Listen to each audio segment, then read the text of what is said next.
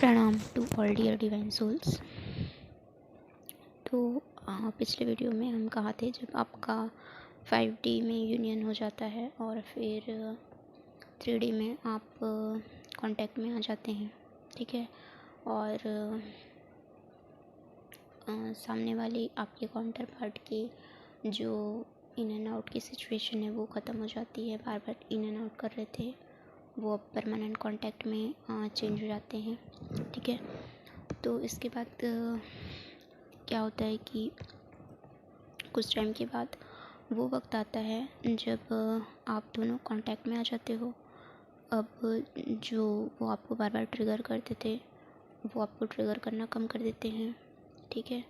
और दूसरी जगह से भले आपको ट्रिगर थोड़ा बहुत मिल रहा हो, पर ये ट्रिगर्स मिलना बहुत कम हो जाते हैं क्योंकि आप बहुत ज़्यादा सिचुएशंस को संभालना सीख जाते हैं, ठीक है। अब आप संभाल लेते हो, ठीक है, सिचुएशंस को। इसलिए अब आपको ये सारी किसी की भी कोई भी चीज़ें आपको ट्रिगर नहीं लग रही होती हैं। आपको पता होता है कि हाँ, इसमें कुछ ना कुछ आपके लिए लर्निंग है जो कि आपको ध्यान दे के सीखना है और उस सिचुएशन से निकलना है, ठीक है। और रिलीज़ करने के लिए है, लेट गो करने के लिए है तो लेट गो करें, रिलीज़ करने के लिए है तो रिलीज़ करें। जो भी करना है वो अब आपको समझ में आने लगता है, ठीक है। तो अब आप इस सिचुएशन में आ जाते हैं, ठीक। तो यहाँ पे क्या होता है, ट्रिगर्स वगैरह भी वो कम करते हैं, कांटेक्ट में भी आ जाते हैं। तो ऐसी सिचुएशन को हम लोग बोलते हैं कि अब आपका क्या हो गया है, बात भी ठीक ठाक होने लग गई है, तो इसको आप बोलोगे हारमोनियस यूनियन, ठीक है। तो आपका कौन सा स्टेज आ गया, हारमोनियस यूनियन का स्टेज आ गया, ठीक है। इस स्टेज में दोनों साइड से कहीं ना कहीं इक्वल गिव एंड टेक जैसी सिचुएशन आपको देखने को मिलेगी, ठीक है। यानी कि आप बात करोगे तो सामने वाला ईगो में रहेगा, बात नहीं करेगा, ध्यान नहीं देगा, ऐसा नहीं होगा, ठीक है। आप सामने वाला खुद पहले से बात करेगा, फिर आप भी ईगो में नहीं रहोगे, ध्यान नहीं दोगे, ऐसा नहीं करोगे, आप भी बात करोगे, ठीक है। तो वो भी आपसे बात करेंगे थोड़ा बहुत और आप भी थोड़ा बहुत बात करोगे। बहुत ज़्यादा भी बात करने का मन करेगा, लेकिन आपको ऐसे गाइडेंस मिलेंगे कि नहीं, आपको बहुत ज़्यादा ही बात नहीं करनी है, आपको थोड़ा कंट्रोल वे में बात करना है। और आप जैसे इधर कंट्रोल करते हो ना, तो फिर सामने वाला भी थोड़ा कंट्रोल करके बात करता है। और आप जितना ज़्यादा एनर्जी दोगे तो सामने वाला बात तो बहुत अच्छे से कर लेगा आपसे, आप उसमें खोने लग जाओगे, ठीक है। और जहाँ आप उसमें खोने लग जाते हो ना ज़्यादा, तो आपकी जो एनर्जी है वो उनके साथ ज़्यादा चले जाती है और फिर आप जल्दी चीज़ों में थकान फील करने लगते हैं। इसका असर आपके इनर वर्क पे पड़ने लगता है। आपके इनर वर्क में कहीं ना कहीं कुछ कमी आने लगती है, क्योंकि अब इतना सारा टाइम तो किसी के पास होता नहीं है ना कि उसको इनर वर्क भी करना है, उसको अपना कोई और भी काम है 3D का वो सब भी करना है, फिर सामने वाले से बात भी करना है, सारी चीज़ों को मैनेज करना है। तो इन सब के लिए एनर्जी चाहिए और हम लोगों की एनर्जी तो बहुत जल्दी ड्रेन होती है, ठीक है। तो इस कारण क्या होगा कि कहीं ना कहीं इनर वर्क में कमी आ जाएगी। कहीं ना कहीं जो ज़्यादा से ज़्यादा हम डिवाइन से कनेक्ट होके बात करते रहते थे, उन पर ध्यान देते रहते थे, वो टाइम हम अपने DM या DF को दे रहे होंगे, ठीक है। तो यहाँ पे क्या हुआ, जो कनेक्शन हमारा इधर अच्छा खासा चल रहा था डिवाइन से, उसमें कहीं ना कहीं कमी आ गई। तो जहाँ पर आप ज़्यादा अपने ट्विन के ऊपर जब ज़्यादा ही ध्यान देने लगते हो, ज़्यादा टाइम देने लगते हो, मतलब क्या करना है, आपको बैलेंस में लेके चलना है, लिमिटेड करना है, ठीक है, कंट्रोल वे में करना है। पर अगर कंट्रोल वे में नहीं कर रहे हो, लिमिटेशंस में नहीं कर रहे हो, और एकदम जब आपको ये ट्विन फ्लेम जर्नी का नहीं पता था, जब आप लोगों का बबल फेस था, उस तरीके से पूरे टाइम उन पर ही ध्यान देना, उनसे ही बात करते रहना, उसी चीज़ में ही इन्वॉल्व हो जाना 100%, इस टाइप की एनर्जी में अगर आप चले जाते हो तो फिर आपको ट्रिगर मिलता है।